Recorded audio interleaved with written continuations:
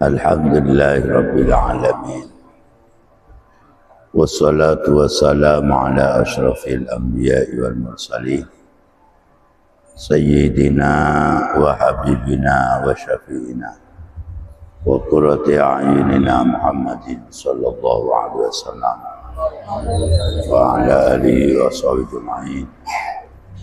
Subhanaka la ilma lana illa ma 'allamtana innaka antal alimul hakim.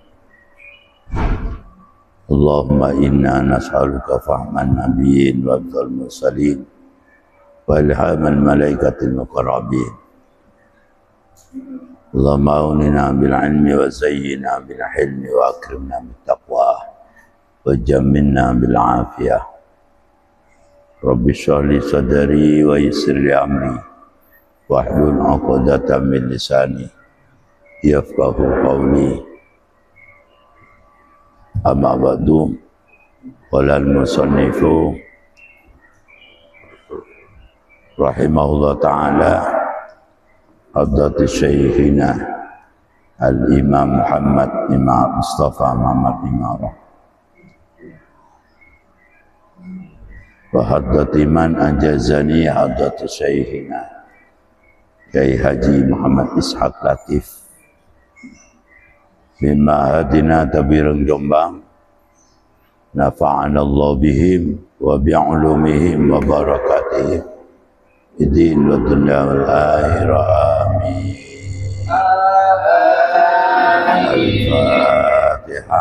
Al-Fatihah.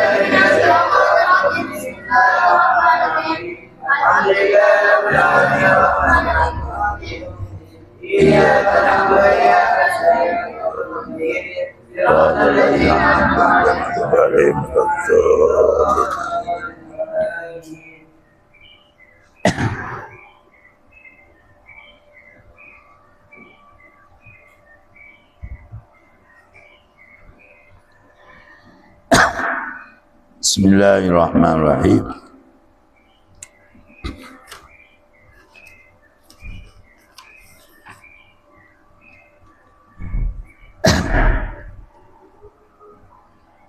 Kitabul Ijarati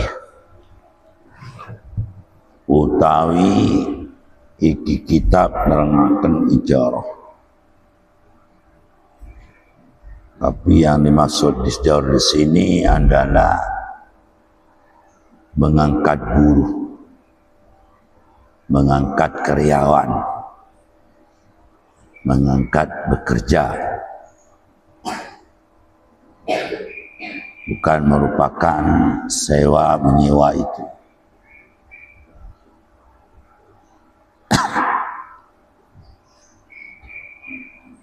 Kitabul Ijarati utawi iki kitab nerangaken ijarah. Ijarah itu kan yang dimaksud di sini adalah mengangkat buruh, mengangkat karyawan atau mengangkat pekerja.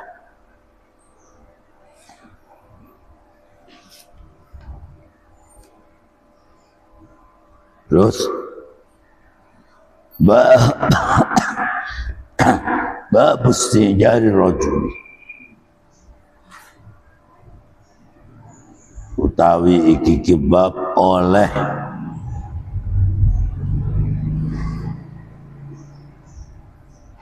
nyewa oleh amri nyewa rajul as-salihi kang saleh. Bab ini menerangkan tentang mengangkat buruh atau karyawan yang jujur atau yang saleh.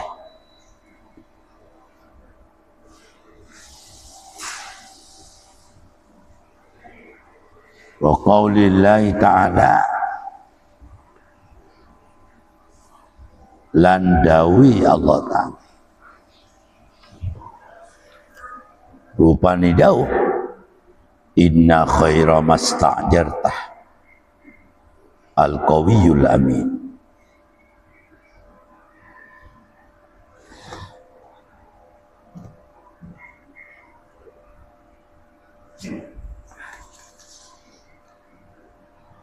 Itu dari ayat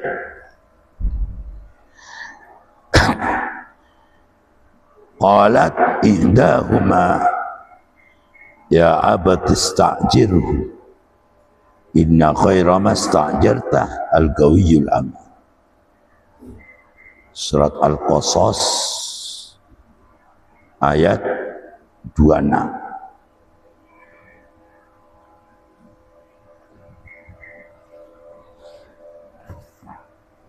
Surat Al-Qasas ayat 26.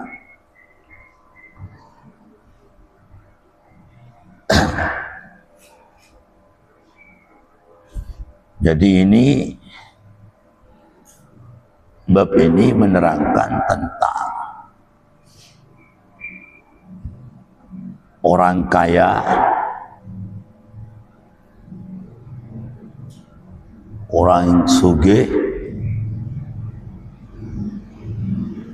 mengangkat sekretaris kayak atau karyawan kayak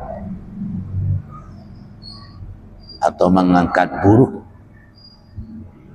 pengembala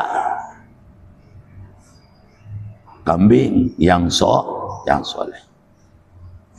Ada ganti resultanya mana?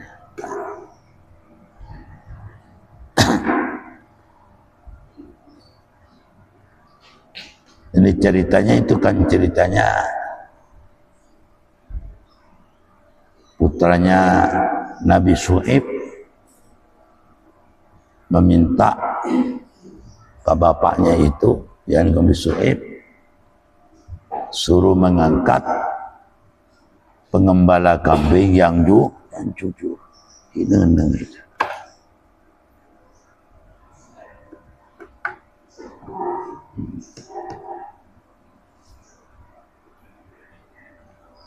Kan ceritanya begini nak. Ini ceritanya Nabi Musa. Cerita Nabi Musa. Ketika Nabi Musa itu keluar dari Mesir. Keluar dari Mesir. Menuju kematian. Dari matnya itu ada yang mengatakan itu Yordania, dari matnya ada yang mendekatkan di dekat Laut Merah.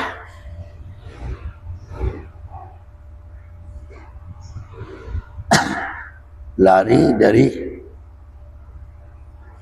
Mesir, dari istana menuju ke kemana? Menuju ke Madian. Larinya begini, keluar dari istana, lalu ketemu dengan dua orang tukaran. Didorong salah satunya, kemudian meninggal. Akhirnya Nabi Musa itu ketakutan. Itu lari. Cerita yang kedua, Nabi Musa itu dikejar oleh ahli Fir'aun, bala tentara Fir'aun. Lari sampai ke Yaman. Setelah nyampe ke Yaman, lalu melihat orang kerumunan. Ini ceritanya ada dua. Yang pertama, orang melihat kerumunan. Kerumunan itu rebutan air di tempat itu.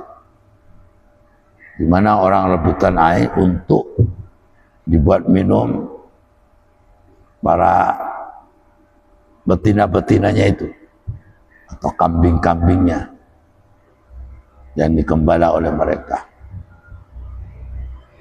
Setelah itu ketemu dengan dua orang perempuan.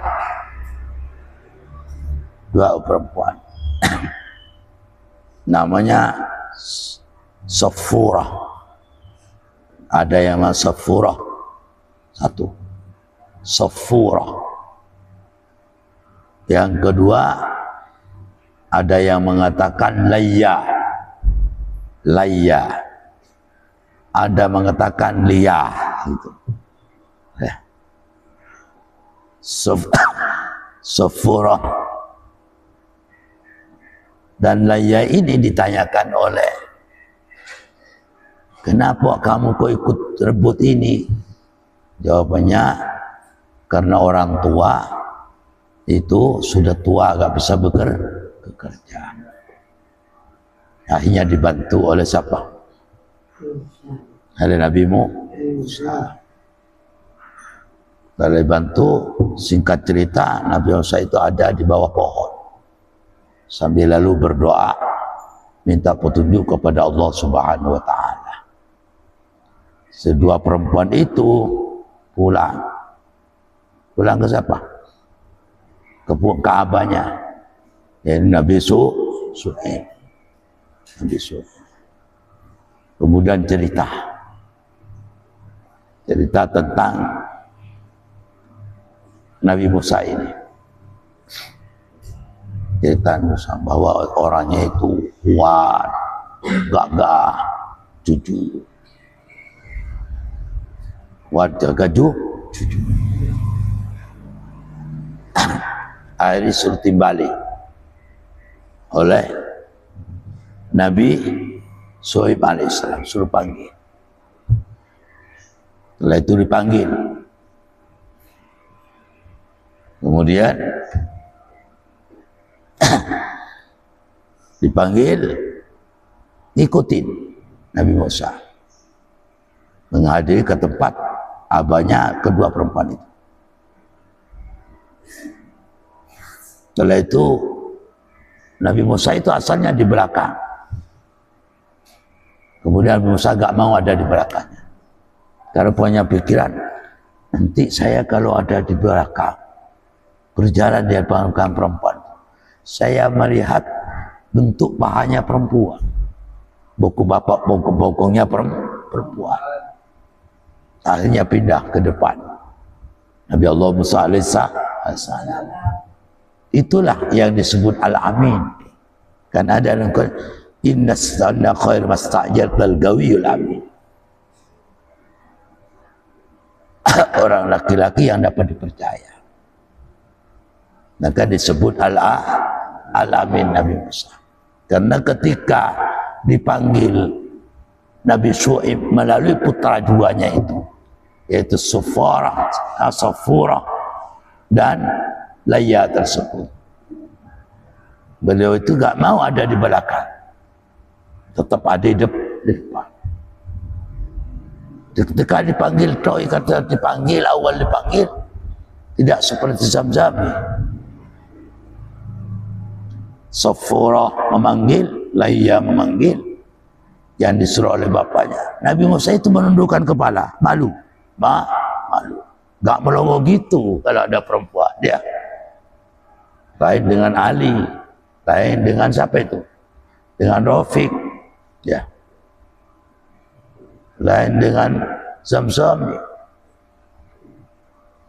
Apalagi apa? Jalus Solihin. Dia melongo. Orang perempuan gak melihat di surat itu kau belakang. Nabi Musa tidak ada. Ketika dipanggil seorang gadis, putri daripada Nabi Shu'aib alaihissalam yang bernama Siti Safurah dan Siti Layya menghadap ke Nabi Musa. Nabi Musa langsung menundukkan kepala, malu. Satu. Yang kedua, ketika berangkat ke rumahnya menuju ke dalamnya Nabi Shu'aib, Nabi Musa itu ditaruh di belakangnya kedua perempuan, gak mau. Nanti kalau saya di belakang, nanti ada kata Akbar, bisa melihat bokong kok, bokong yang gede, ya, bokong yang gede, paha yang ceking misalnya. Udahlah saya di depan aja. Maka laporan dari perempuan, udah ya, Abi, biasanya panggil Abi. Sampean harus mengangkat kuli, mengangkat buruh untuk mengembala kambing itu. Harus mengangkat buruh yang kuat, buruh yang jujur. Yang disebut jujurnya karena ketika dia dipanggil oleh perempuan menundukkan kepala. Ketika berjalan dengan perempuan gak mau dari belakang, dari depan, maka dijuluki Al-Amin. Nabi Musa juga dijuluki Al-Gawi. Al-Gawi. Karena Nabi Musa itu begini. Nah, ketika selama 3 bulan ini orang di daerah Madian ini mau mengangkat batu besar itu. Batu besar. Jadi sebagian cerita begitu. Konon sebagian cerita begitu. Setelah Nabi Musa itu diangkat, kemudian dibuka bisa pecah. Pas keluar air. Nah, dengan orang yang berapa banyak orang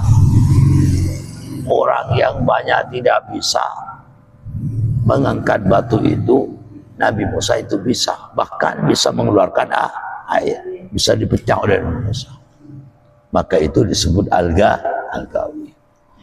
Makanya kedua perempuan yang bernama Siti Safura dan Laya ini melapor ke abahnya, yakni Nabi Abah, udah saya sudah kesel Abah, misalnya cari pembantu untuk apa? Untuk mengembala kambing. Harus cari pembantu, karyawan yang gagah dan yang jujur. Yang dimaksud adalah Nabi Musa SAW. Hanya dipanggil. Target utama Nabi Musa itu Nabi Musa itu disuruh panggil oleh Nabi Syuaib ke kedua putra tersebut. Targetnya, niatnya Nabi Syuaib itu mau dinikahkan, mau dinikahkan. Kalau dipanggil, sebetulnya Musa, saya ini manggil sambian bukan semata-mata kamu itu diangkat karyawan atau diangkat jadi buruh, tidak. Akan tetapi kamu ini mau dikawinkan dengan putri saya, dengan putri saya. Tapi dengan catatan Musa, kamu itu harus mengembala kambing selama 8 tahun. Ya kalau bisa 10 tahun. Ternyata Nabi Musa itu alhamdulillah kelar sampai mengembala kambing itu berapa? 10 tahun. Itu disebutkan dalam Al-Qur'annya di sini. Sampai 10 tahun. Itu Nabi Musa. Alhamdulillah. Ini sampai 10 tahun. Qala inni uridu an unkihaka ihdabnatai hataini ala an ta'jurani thamaniyah hijaj fa in atmamta asyra. Jadi Nabi Musa itu mengembala kambing itu alhamdulillah bisa melaksanakan sampai 10. Disasanya target 8 tahun. Kalau bisa lebih baik sampai 10 tahun. Alhamdulillah Nabi Musa bisa menyelesaikan apa yang ditugaskan oleh Nabi Syuaib. Ini memberi pemahaman bahwa para nabi itu gak ada yang diam, semuanya bekerja.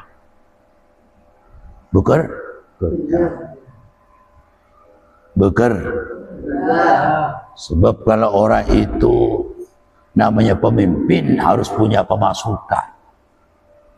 Betul ceritanya guru saya Kiai Haji Abdul Mujib Abbas.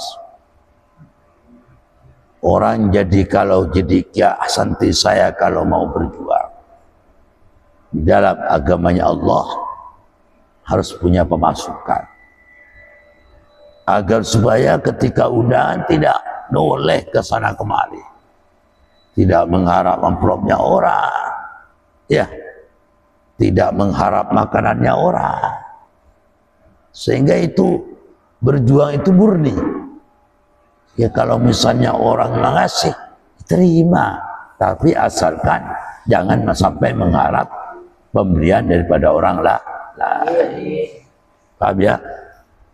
Iya, itu penting. Makanya kalau undangan makan dulu, walaupun sedikit makan di rumah, kemudian undangan, undang, biar gak mengharap.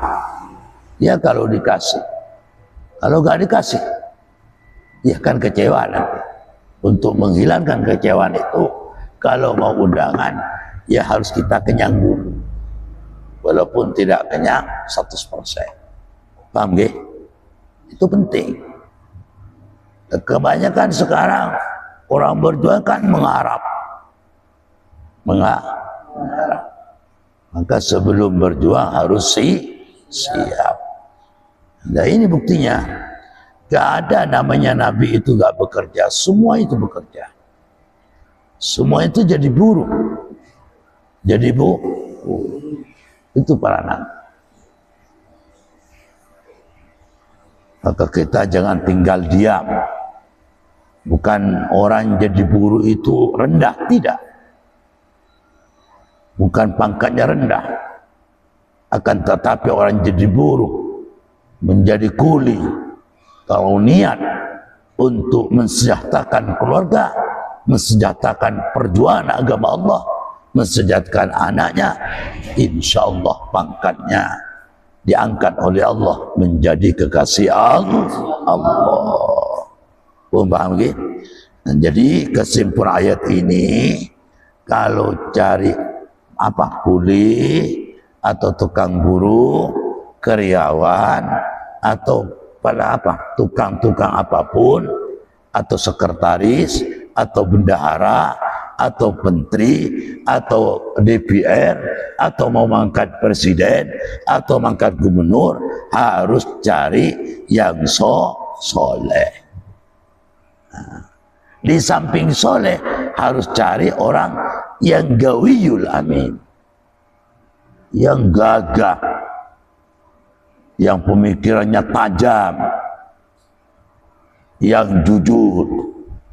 Jangan sembarang mengangkat.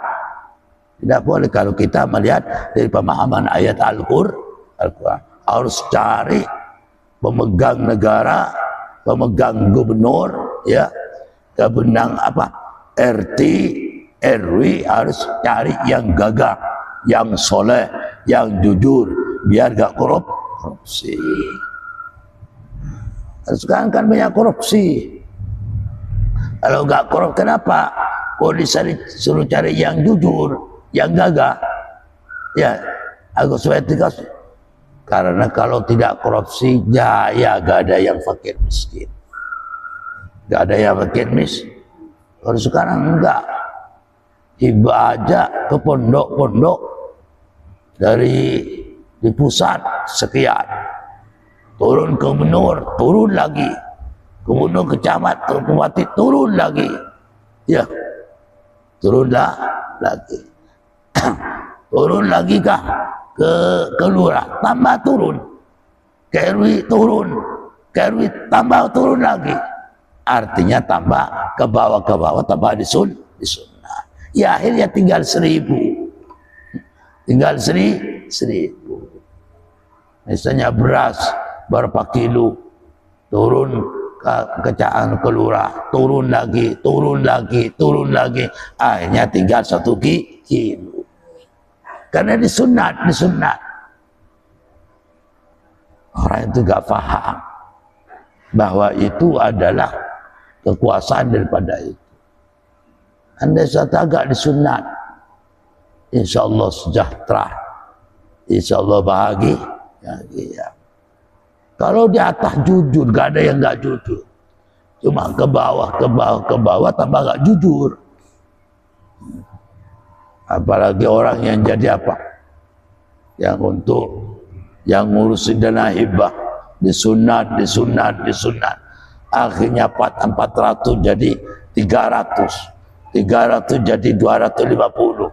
250 jadi berapa? 150. Itu yang dimakan apa hasilnya? Itu tetap tidak halal. Dan An Abi Musa Al-Asy'ari radhiyallahu anhu. Cerita sangka Abi Musa Al-Asy'ari radhiyallahu anhu. Radhiyallahu mugi-mugi paring ridho sinten Allah anhu sangking Nabi Abi Musa Al-Asy'ari. Wala daun sapa Abi Musa Al-Asy'ari. Wala Nabi sallallahu alaihi wasallam. Wala daun sinten an-Nabi sallallahu alaihi wasallam. Kanjeng Nabi Muhammad sallallahu alaihi wasallam. Al-khazinu utawi wong kang ngreksa. Al-aminu kang dipercaya. Al-aminu kang dipercaya.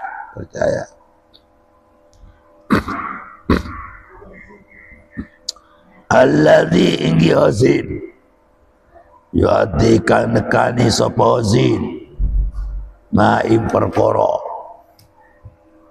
umirakan din perintah sapa hazin bi kalama thayyibun kang apik apa nafsuhu awak dhewe hazin iku ahadul mutasaddiqin salah suci wong kang sedekah atau ahadul mutasaddiqin iku salah suci wong kang ahli sedekah. Jadi kalau orang itu menjalankan tugas, kalau orang faham ya, orang yang menjalankan tugas itu kalau jujur ya, disampaikan apa adanya misalnya, sebetulnya itu adalah dinilai sedekah oleh Allah Subhanahu wa taala. Misalnya yang ngurusi dana hibah, kan sekarang banyak urusan dana hibah, urusan dana hibah ke pemerintah, baik itu ke bupati ya, atau ke camat, atau mana, atau atau gubernur atau ke pusat. Kemudian orang yang ngurus itu jujur. Misalnya nyampe dapat 500 disampaikan, nyampe ke pondok itu 500. Nah, kalau orang menjalankan sesuai dengan apa yang diperintahkan oleh pusat atau dicairkan demikian sekian, maka itu kalau disesuaikan itu namanya sedekah. Artinya ada nilai akhirat dari Allah Subhanahu wa taala. Cuma sayangnya biasanya melalui DPR, yang hibah melalui DPR. Cuma sayangnya setelah cair dari pusat itu dipotong, misalnya 400 menjadi 350, dipotong 50-nya. Lah ini yang jadi masalah menurut pandangan Islam, nggak sesuai dengan apa yang diperintahkan oleh pusat, nggak sesuai dengan apa yang dicairkan. Yang dicairkan 400 kemudian turun nyampe ke tempat tinggal 350. Ini yang masalah menurut pandangan agama. Artinya ambil sendiri, kecuali nyampe semua kemudian orang menerima dana hibah itu merasa terima kasih, diambilkan sebagian, no problem, sebagai tanda terima kasih misalnya. Tapi jangan terlalu banyak.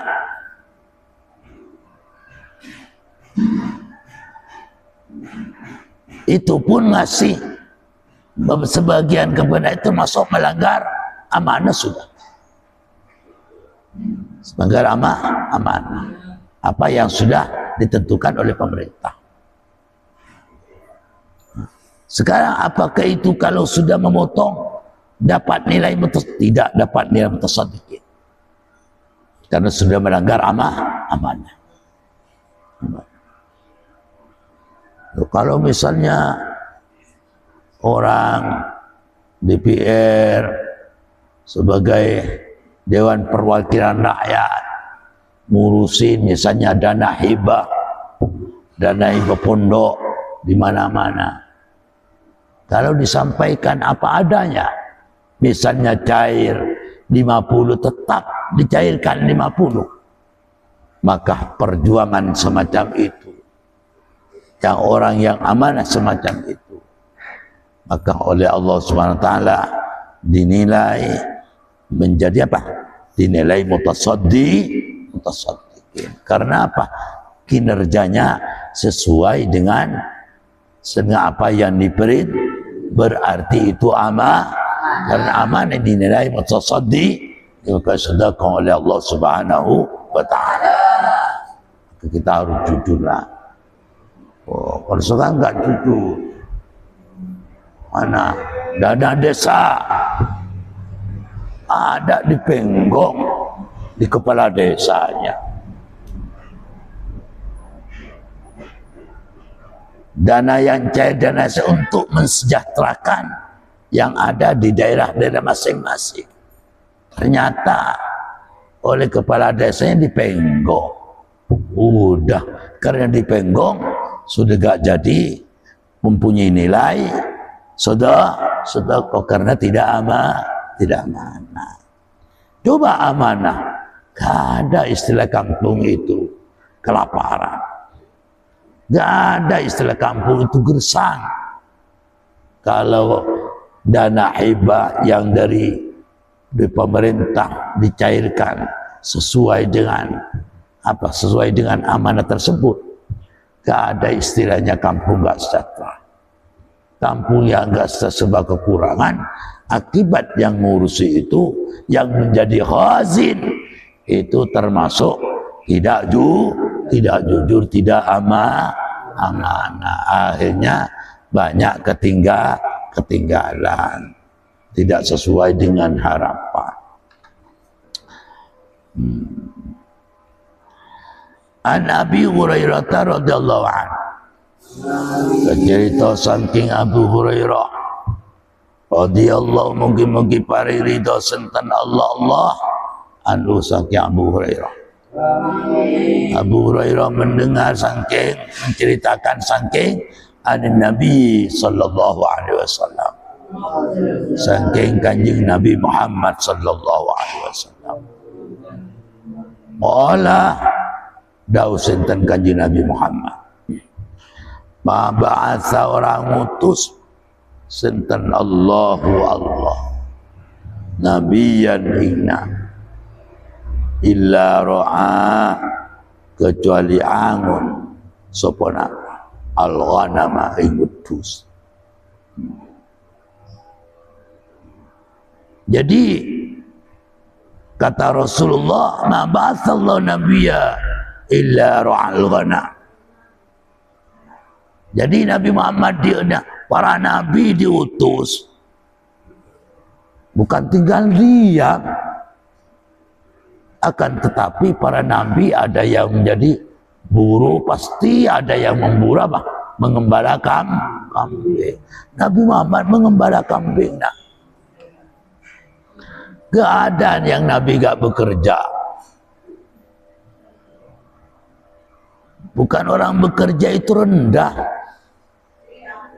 bukan orang mengembala kambing itu rendah, tidak. Bahkan para nabi bekerja kok, mengembala kambing kok, mengembala kambing para nabi. Jadi seluruh para nabi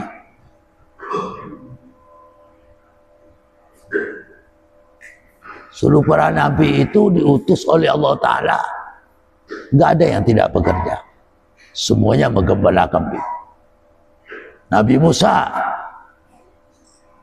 termasuk berapa tahun mengembala kambingnya Nabi Syuaib? 10 tahun. Subhanallah. Subhanallah. Berarti orang jadi kuli itu bukan rendah.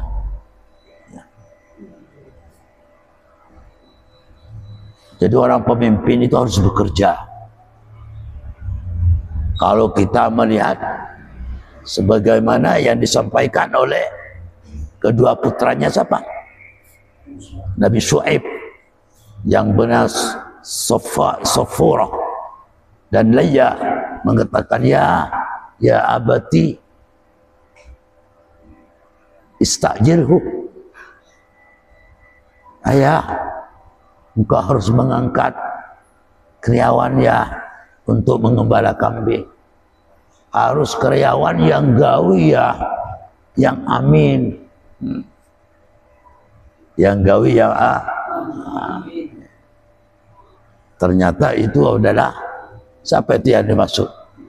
Ada Nabi Musa itu 8 tahun sampai lebih daripada apa?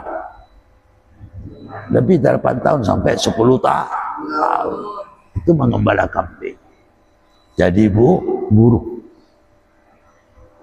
Hebat gak hebat? Hebat gak hebat? Pemimpin harus begitu. Harus punya pemasukan. Wah, karena pemimpin kalau gak punya pemasukan untuk yang sebagai maisha, nanti kalau undangan, kajian kitab, amplopnya orang yang di kalkulator,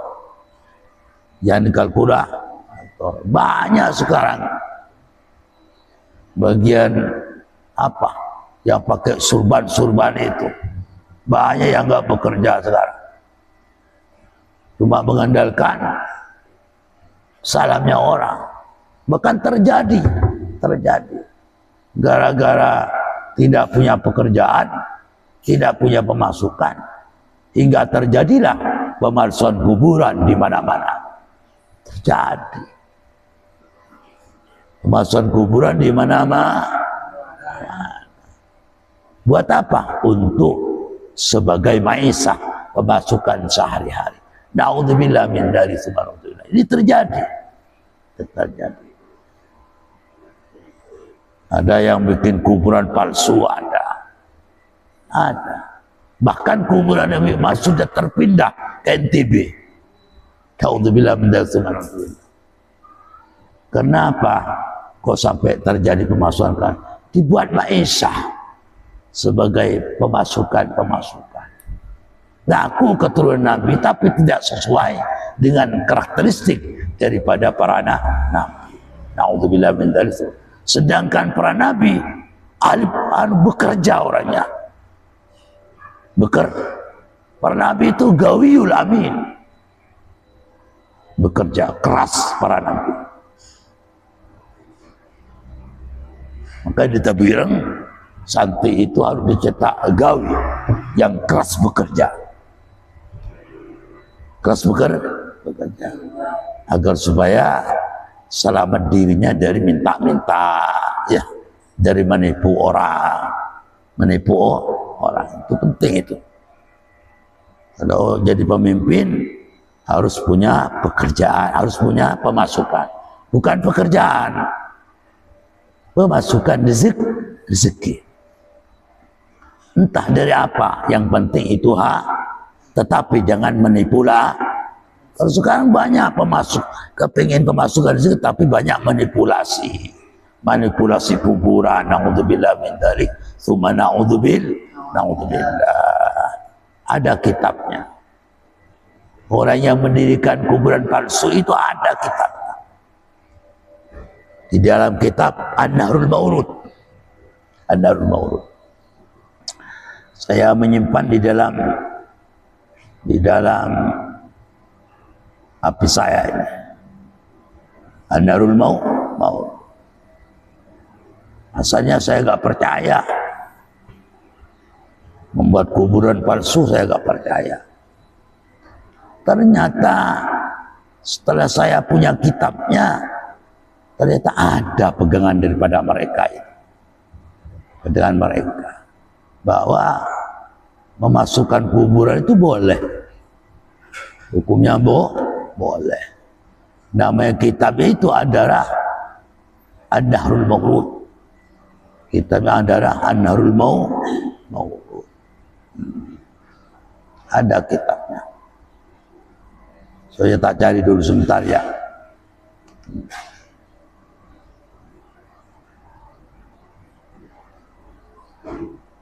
Itu diperkenankan boleh memindah kuburan, misalnya Sunan Wali Songo, karena jauh jaraknya dijadikan satu, cukup buat maisan, diniatkan ditaruh di bola banteng yang 9 itu boleh jadi, termasuk biasa binia wa quwwati wa himmati, berdasarkan kekuatan niatnya. Cukup diberi maisan ke niat untuk makamnya Sunan Ampel dipindah, walaupun tidak ada mayitnya boleh menurut pegangan mereka, dengan berdasarkan kitabnya, namanya itu kitab An-Nahrul Mawrud. An-Nahrul Mawrud. Gara-gara apa kok terjadi demikian? Gara-gara tidak punya pemasukan. Akhirnya segala cara itu dipakai. Bagaimana supaya dapat uang? Segala cara dipakai. Nah, itu kitabnya itu namanya An-Nahrul Mawrud. Ya. Bukan sekedar cerita, ada kitabnya. Makanya biar gak mengharap amplopnya orang, mari kita nirulah sifat terjang daripada para nabi. Di mana para nabi di dalam untuk maisha, kehidupan sehari-hari, menjadi ra'al ghanam. Para beliau itu mengembalakan, menjadi buruh. Nabi Musa aja menjadi buruh kepada siapa? Nabi Yusuf berapa tahun? 10 tahun. Faqala, maka Daud sapa ashabuhu, sahabat Kanjeng Nabi Muhammad sallallahu alaihi wasallam, wa anta hale utawi tuan. Wa anta lan utawi tuan iku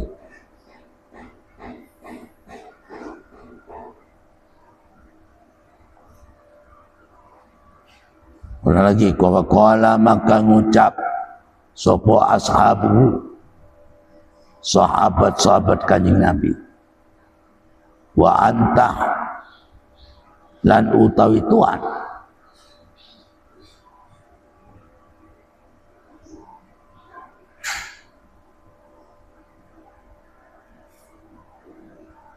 artinya tuan itu mengembala kambing, ya. Qala, maka jawab, apakah tuan juga mengembala kambing? Ada orang tanya kepada Rasulullah. Qala, maka ulang lagi. Qala, maka ngucap, maka bertanya, siapa? Ashabuhu, sahabat-sahabat Kanjeng Nabi.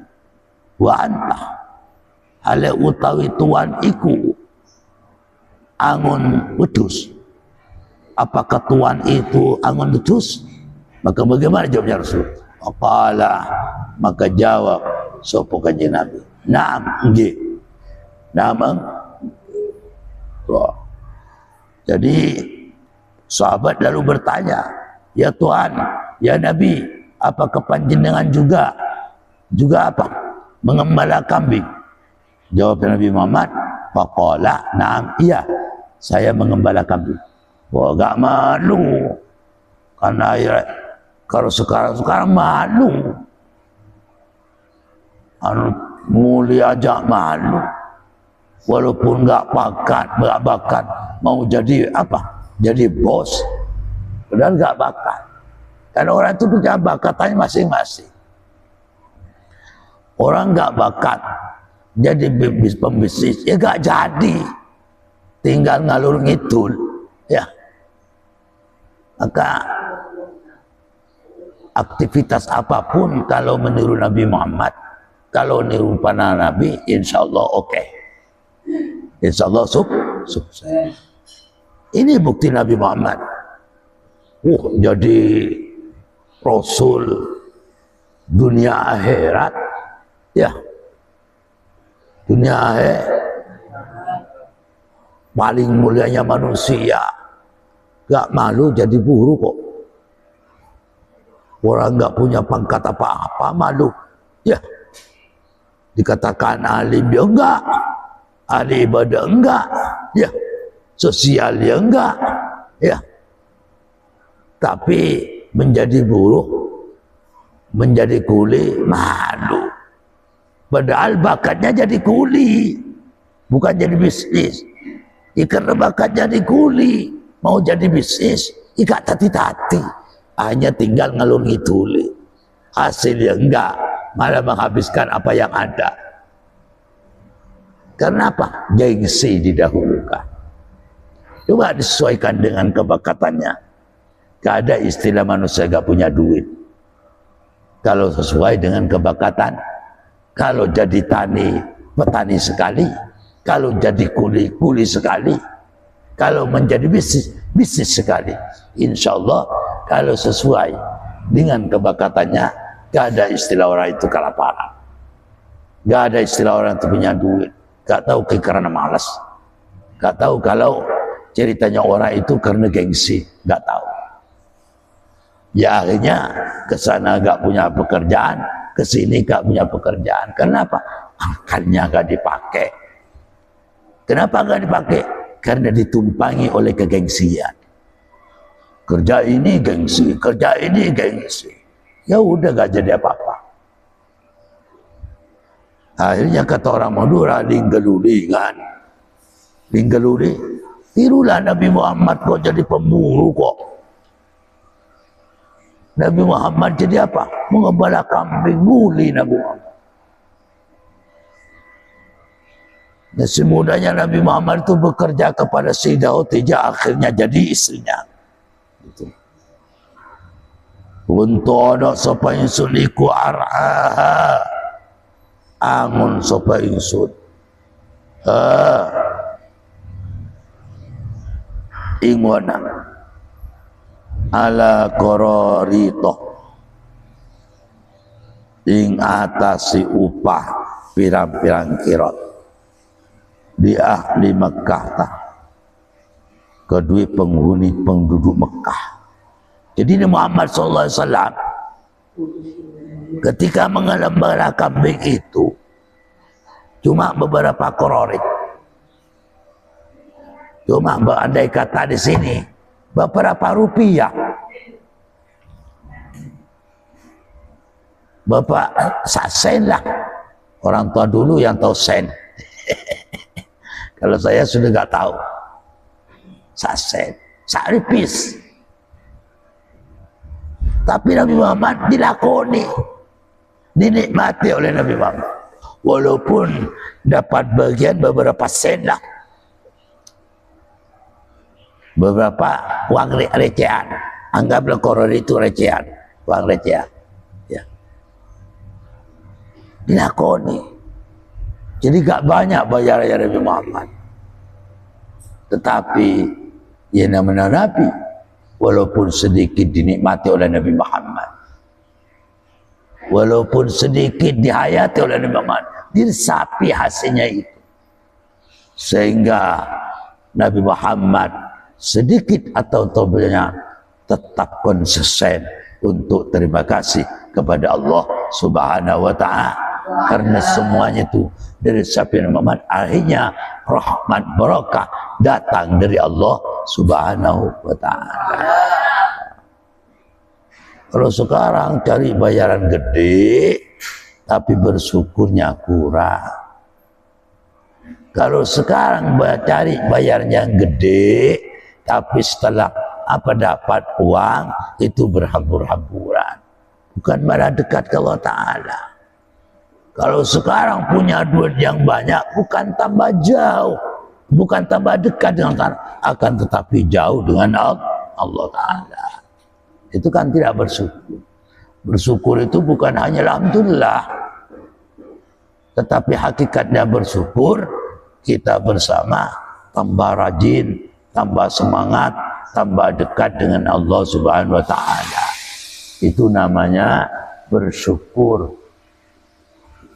Itu nama bersyukur. Kalau kita pandai bersyukur, subhanallah, barokah akan datang. An Ibn Abbasin radhiyallahu anhu summa qala wallahu lis-shawab al-Fatihah. Ya Rabbi ya Mustafa siratal mustaqim siratal ladzina an'amta alaihim Rabbi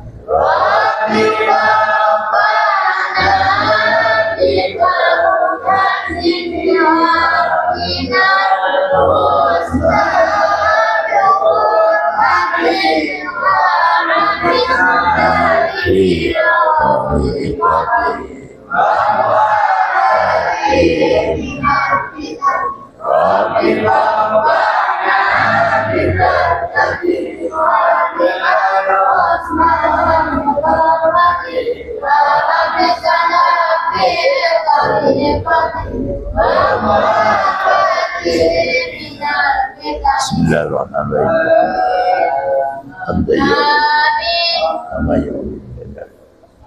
Allahumma inna nas'aluka